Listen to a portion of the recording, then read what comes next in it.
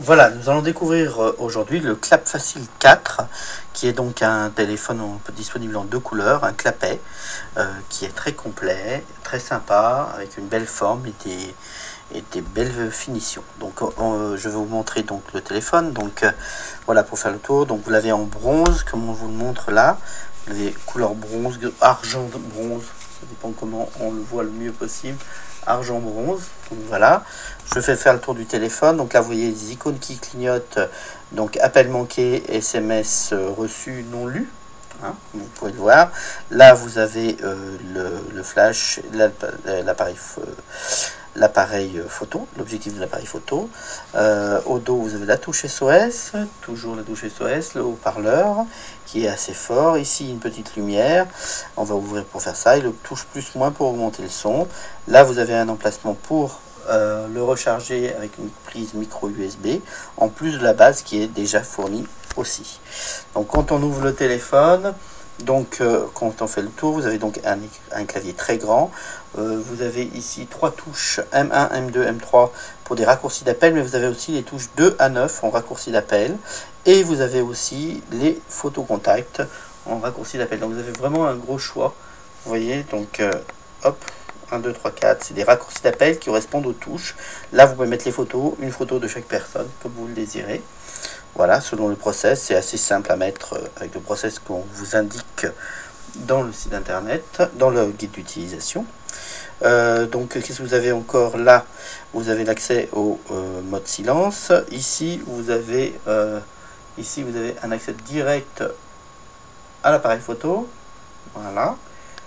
Ok. Ensuite vous avez ici là donc vers le bas vous avez l'accès vers le photocontact comme on vient de le voir. Vers le haut vous avez des accès. Là vous avez par exemple écrire un message, ajouter de nouveaux contacts, mais vous pouvez modifier ça, en laisser qu'un seul, ou en mettre jusqu'à 10 raccourcis, des raccourcis que vous utilisez le plus. Donc voilà ce qui est assez intéressant. Donc ici vous avez toujours l'accès au répertoire, ajouter de nouveaux contacts, options, choisir sur téléphone, et là vous avez le numéro.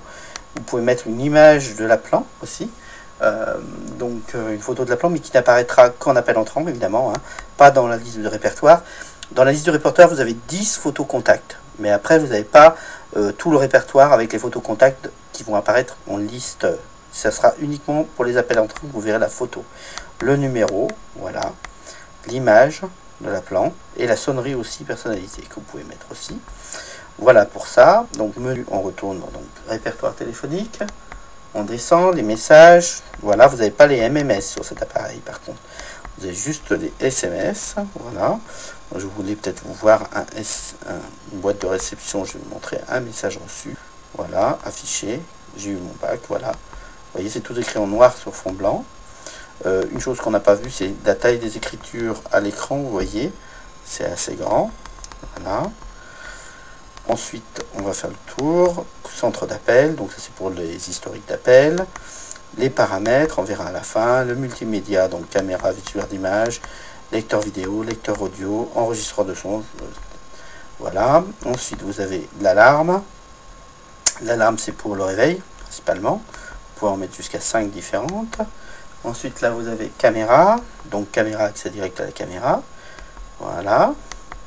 Gestionnaire de fichiers, outils, donc outils en général, calendrier, liste des tâches et calculatrice. Le SOS, donc là vous pouvez donc mettre jusqu'à 3 numéros, l'activer déjà. Après les numéros SOS, jusqu'à 5 numéros, voilà. Et vous avez le SMS aussi.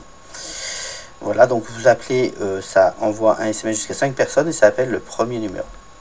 Voilà, on va faire le tour, on va refaire le tour, photo contact. Donc ça c'est pour le paramétrage des photos contacts, vous éditez et vous pouvez paramétrer chaque photo contact.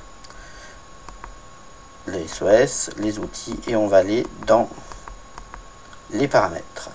Le profil utilisateur, c'est le son. Donc, je vais vous montrer la sonnerie actuelle. Vous avez une dizaine de sonneries. Voilà le volume de la sonnerie pour vous montrer. Donc un son assez fort.